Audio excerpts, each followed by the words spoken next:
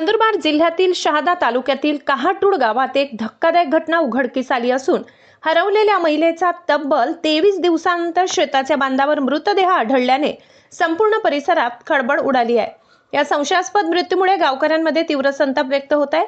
मृत महिला राणूबाई इशी वय 65 या शहादा तालुक्यातील आरपीआय पक्षाच्या माजी महिला अध्यक्ष होत्या। सामाजिक कार्यामुळे त्या परिसरात परिचित होत्या। त्या 8 फेब्रुवारीपासून बेपत्ता होत्या आणि त्यांच्या हरवल्याची तक्रार शहादा शहर पोलीस ठाण्यात दाखल करण्यात आली होती।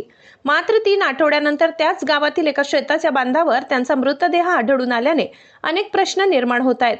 घटनेची माहिती मिळताच पोलिसांनी तात्काळ घटनास्थळी धाव घेत पंचनामा करून पुढील तपास सुरू केला। ही बातमी कळताच समाजातील नागरिक मोठ्या संख्येने घटनास्थळी जमा झाले।